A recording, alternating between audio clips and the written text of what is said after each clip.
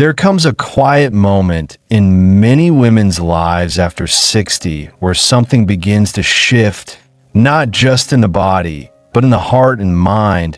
And it's not always easy to explain because on the surface, everything might seem fine. Routine is stable. The days are predictable. Companionship may still exist. Yet deep inside, there's often a subtle emptiness. A question mark that begins to grow louder with each passing year. Where did the desire go? The spark, the sense of being a sensual, connected, emotionally alive woman. And it's not about seeking attention or chasing youth or even recapturing something that once was. It's about remembering a truth that the world seems all too eager to help women forget. That intimacy, passion, and deep desire are not just for the young. They're for the living, and every woman still breathing, feeling, yearning is entitled to that spark, no matter her age, no matter her stage. And yet society rarely makes space for this conversation because after a certain age, women are expected to become invisible, to mute that part of themselves, to focus only on caretaking, legacy, or simply surviving. But the truth is the body still knows how to respond. The heart still craves closeness, and the soul still longs to be touched. Not just physically, but emotionally, to be seen, heard, and held in the kind of intimate way that makes a woman feel like she's home again in her own body. And that reclamation doesn't begin with someone else. It begins with her, with one simple daily practice that can gently, gradually, and powerfully bring her back into connection with her sensual self. And it doesn't require a partner, a therapist, or dramatic change. It requires presence, attention, and a willingness to remember that her body is still a source of pleasure, energy, and life. And this daily practice, often overlooked and underappreciated, is not just about touch or movement or breath. It's about awakening the internal landscape of a woman's desire, rebuilding trust with her own body, and learning to feel again from the inside out. And for many women, the first step is giving themselves permission to want this, to want closeness, to want touch, to want emotional and physical intimacy without guilt or apology, because somewhere along the line, they were told it was no longer appropriate, no longer theirs, but that is a lie. And this practice is how that lie begins to dissolve. And it starts so simply, not with a grand gesture, but with just 5 to 10 minutes each day of deliberate, embodied reconnection. And whether it's through mindful touch, breath work, mirror work, or sensual movement, what matters is the intention behind it. To feel, to listen, to awaken. And that intention begins to rewire not only the nervous system, but the brain, which after years of disconnection or numbness begins to light up again in areas associated with pleasure, arousal, and emotional safety. And this is not just anecdotal. It's backed by science, as studies have shown that women who engage in daily mindful practices that stimulate oxytocin, dopamine, and blood circulation report increased libido, greater satisfaction in relationships, and more confidence in their skin. And the beauty of this is that it's accessible to everyone, even those who feel stiff, shy, unsure, or completely out of touch, because this isn't about performing for anyone else. It's about returning to the self, remembering what it feels like to be alive in your own skin, to experience sensation, to breathe deeply and fully, to move in a way that honors your body exactly as it is. And the most powerful part is that this daily practice doesn't require more than your own presence. No equipment, no scripts, just a willingness to show up for yourself each day, even when you don't feel like it, even when the mirror reflects something you don't recognize. Because what this practice does over time is rebuild your relationship with your own body, not as an object to be judged, but as a living, breathing vessel of pleasure, connection, and power. And as you begin to show up for yourself consistently, something starts to shift, not overnight, not with a bang, but with a quiet strength, a steady awakening where touch becomes more pleasurable, desire more accessible, and the idea of intimacy no longer something that feels distant or theoretical, but something you feel in your fingertips, in your breath, in your spine. And this changes everything. Not just how you relate to your body, but how you relate to your partner, or how you attract a partner if you're single. Because when a woman is connected to her own sensuality, her own inner fire, she radiates something that can't be faked. A grounded, embodied confidence that says, I know myself, I feel myself, and I am worthy of pleasure. And that energy, that glow, is magnetic at any age, but especially after 60, when the world least expects it. And that's what makes this practice so revolutionary. It's not about proving anything to anyone else. It's about reclaiming your right to feel, to want, to experience closeness not as a duty or a fading memory, but as a vibrant, daily truth. And every time you return to this practice, even when you feel tired or uninspired, you remind your body that it is safe, that it is welcome, that it is loved, and over time, that trust builds, that fire returns. And what once felt like numbness or absence becomes warmth, sensitivity, even arousal, not because you forced it, but because you nurtured it back into being one breath, one touch, one daily choice at a time. And as this gentle practice begins to take root in the life of a woman who perhaps has gone years without touching herself in a way that felt nourishing or without feeling truly seen or desired, a transformation quietly unfolds that is unlike anything she may have anticipated. Because what first begins as a slightly awkward or unfamiliar moment, hands on skin, breath moving slowly, eyes perhaps meeting her own reflection with skepticism or sadness, over time becomes something sacred, something she begins to look forward to, not for the sake of performance or to prepare for someone else, but because in those moments, she finally remembers what it feels like to belong to herself again. And that act of returning, of reclaiming her own body after so many seasons of caring for others, of being practical, of holding pain or fatigue or responsibility in her shoulders and hips and chest, becomes the very thing that allows the frozen parts of her to melt.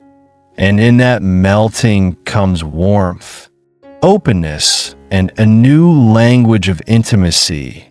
One that doesn't depend on youthful beauty or fast arousal, but on presence, honesty, and depth.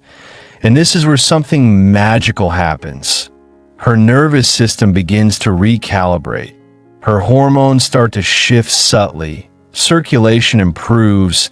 Sensitivity returns to places she thought were gone. And that dullness or numbness that once made her feel broken begins to soften into tingling, into energy, into awareness.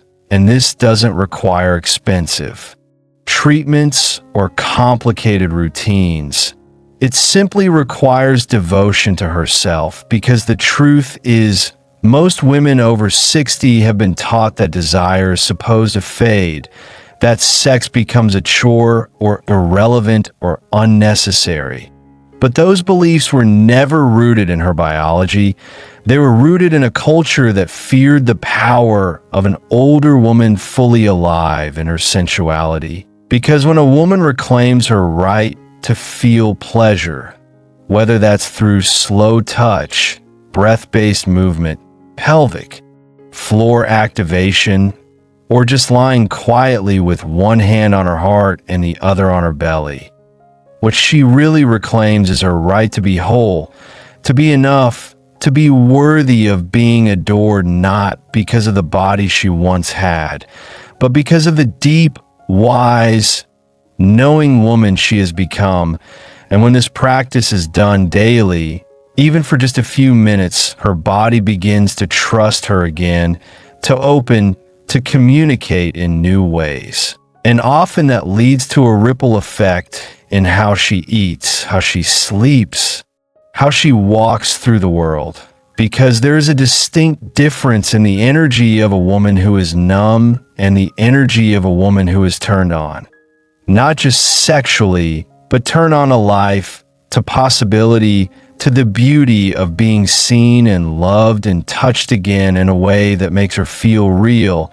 And this doesn't mean she needs to rush into sexual encounters or seek out external validation. It simply means she allows herself to feel again, to soften, to enjoy the brush of her own fingertips, the stretch of her limbs, the music that makes her hips sway, the scent of oil she rubs in her thighs or neck, the rise of breath as she closes her eyes and lets go of the inner critic. And what happens next is that desire begins to show up. Not because she forced it, but because she created space for it, like planting a garden in soil that had long gone dry. She begins to feel something blooming. And that bloom is not dependent on a partner, though if one is present, it often leads to richer connection, because her partner begins to notice that she is different, more open, more willing, more vibrant, more inviting. And the safety of that openness, intimacy deepens, touch becomes more meaningful, communication becomes more honest, and the walls that once stood between them begin to crumble, not through effort or resentment or negotiation, but because she led the way back to herself, and in doing so, created a bridge between two hearts that may have drifted over the years. And even for those without a partner, the power of this practice is no less profound because it builds a deep inner confidence, the kind that glows in the way she enters a room, the way she speaks with warmth and presence, the way she no longer second-guesses her worth because she is no longer waiting for someone to activate her. She has activated herself. And from that place, the possibilities of new relationships, new experiences, and new levels of joy are no longer out of reach. They are already beginning within her. And that is what makes this daily ritual more than just a routine.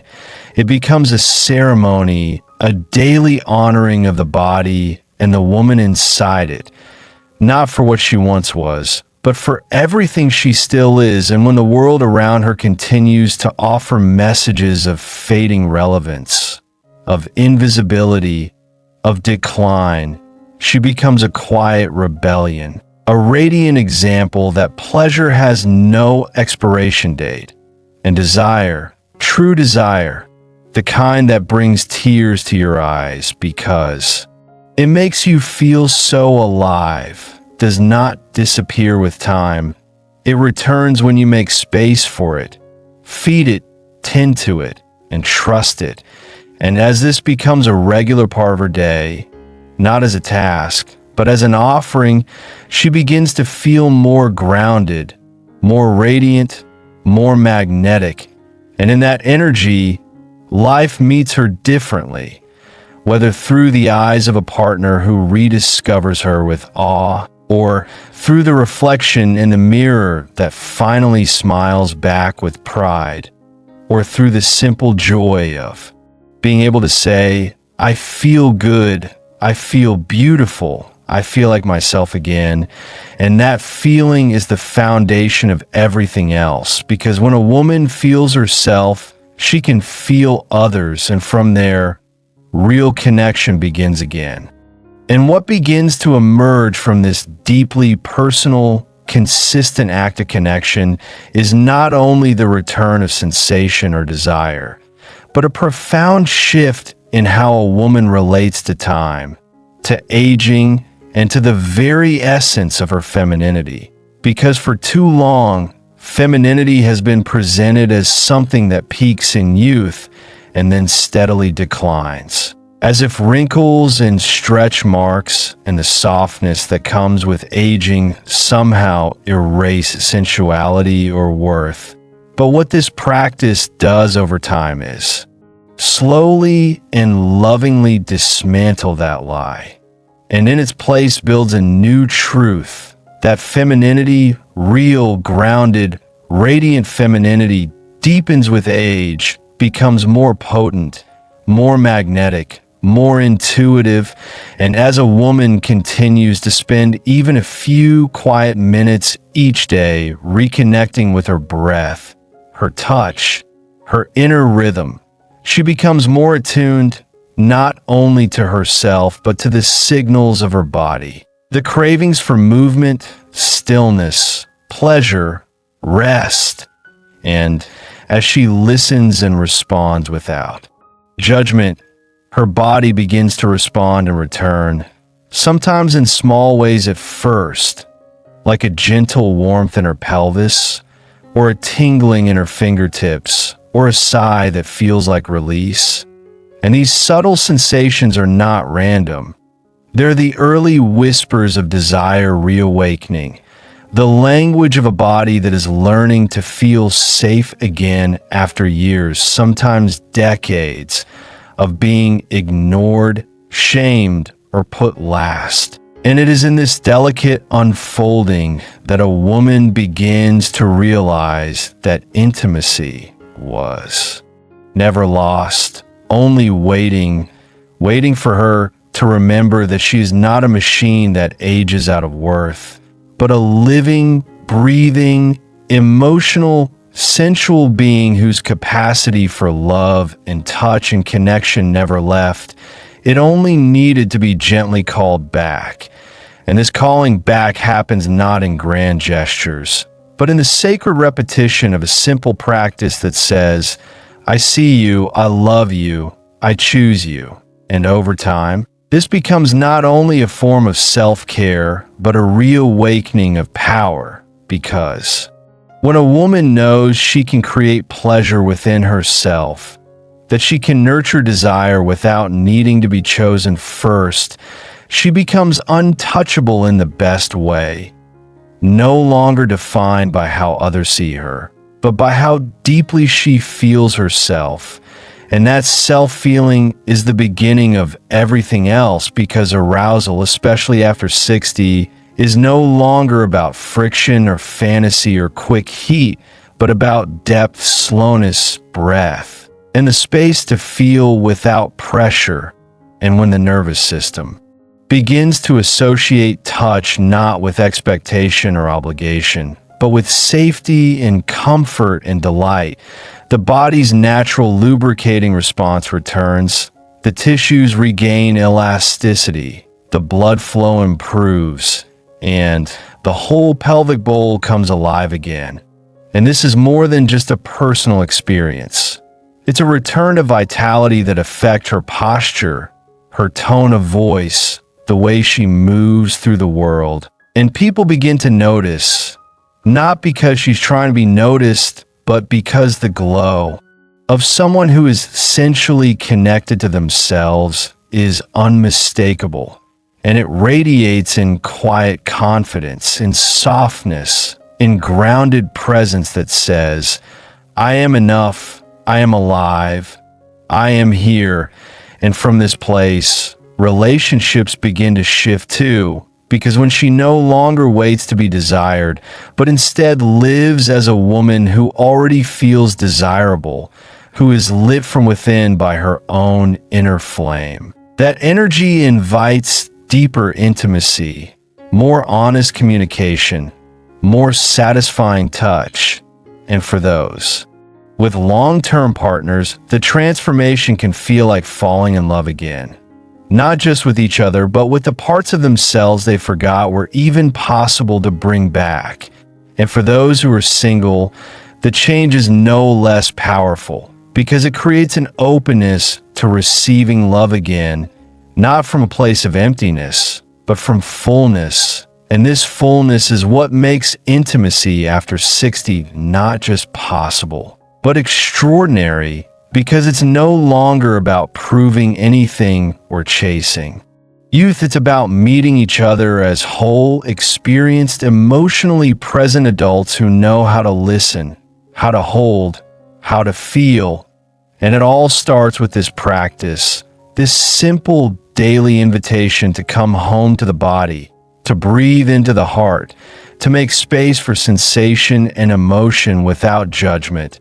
And from there, intimacy becomes not just a physical act, but a spiritual one, a sacred exchange between bodies and souls who are no longer trying to impress, but to connect, to share, to be seen and held and honored in the fullness of who they are.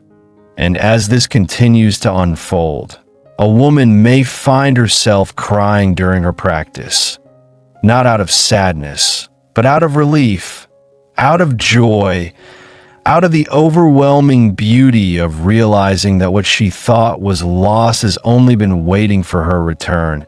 And in that return, everything changes, not because she's doing more, but because she's finally allowing herself to feel, to be, to inhabit her skin without apology. And that is the kind of intimacy that lasts, that grows, that doesn't fade with time, but ripens, deepens, becomes more sacred with each passing day, because it is rooted not in appearance or age, but in presence, in choice, in the daily act of saying yes to herself. And as the days turn into weeks, and this practice becomes less of a novelty and more of a quiet devotion, something extraordinary begins to unfold beneath the surface. A sense of wholeness that isn't dependent on touch from another. A quiet flame that continues to burn even in solitude. And in this flame is the memory of everything she once thought was gone forever. The flutter of anticipation, the tingling of desire, the soft ache of longing not for someone else to complete her, but for the fullness of her own presence to be realized in each breath. And it is here in this space of deep embodiment that many women over 60 find themselves standing on new ground not defined by years lived or societal labels, but by the richness of their emotional and sensual experience. And what's most astonishing is how deeply this impacts every other aspect of life. Suddenly, joy feels more accessible, laughter more genuine, conversations deeper, food more flavorful, music more moving, and sleep more restful, because the body is no longer being ignored, suppressed, or resented. It is being listened to, cared for, adored, and this daily return to self is what keeps that flame alive, even on days when desire feels distant or the body feels tired or unsure, because it's not about achieving some perfect outcome. It's about honoring a relationship, the one between mind and body, between breath and skin, between the soul and the vessel that carries it. And this honoring, this soft, steady attention is what brings a woman back into alignment with her own power. And that power radiates not in loudness, but in the stillness of someone who knows she is enough. And in this knowing, intimacy ceases to be something she waits for and becomes something she naturally attracts, not because she tries, but because she glows with the light of a woman who is no longer asking permission to feel, to want, to enjoy, but who gives herself full access to every dimension of her being. And from that place of self-blessing, she enters connection differently. If she has a partner, she may find that their touch begins to feel more alive again, their communication more playful, their intimacy more frequent and satisfying, not because they suddenly became different, but because she did. Because she opened the door and invited them in with the kind of trust and authenticity that only emerges when a woman feels safe in her own skin. And if she is alone, that energy becomes a magnet for her. New experiences, new love, new companionship that meets her not in her insecurity, but in her confidence. And it's here that desire, true desire, the desire to give, to receive, to be touched and to touch, to laugh and to sigh and to cry and to moan, becomes a sacred part of her everyday life, not as something indulgent, but as something essential, as natural as breath.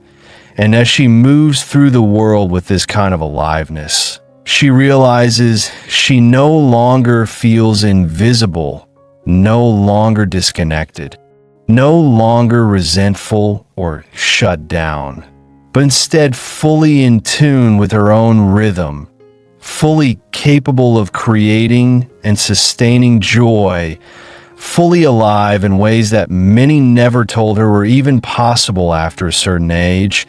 And that is the quiet revolution this practice brings. A reclamation of the erotic, not as something dirty or shameful or limited to the young, but as something divine, creative, and utterly timeless. And in that space, she doesn't just reignite intimacy, she redefines it, because it's no longer about performance or youth or meeting expectations. It's about presence, about the courage to be open, about the depth of connection she now knows how to cultivate from within. And as this becomes her reality, not just occasionally, but consistently, she begins to see aging not as loss, but as ripening, as a return to essence. And the parts of herself that once felt neglected or abandoned are now integrated, loved, cherished. And when she lies in bed at night, whether alone or beside someone, she no longer wonders if she's desirable, because she knows she is. She feels it in her bones, in her breath, in the warmth of her own hands on her own skin. And this knowing cannot be taken from her, because it was never dependent on the outside world. It came from the deepest parts of her waking up, stretching, smiling, and saying, "I'm still here, I'm still whole, I'm still worthy." And it is in this whisper of truth that everything begins again, not with fireworks or grand declarations, but with the simple, steady rhythm of a woman who has returned to herself, who chooses herself each day, and who carries within her the unshakable power of a life fully felt.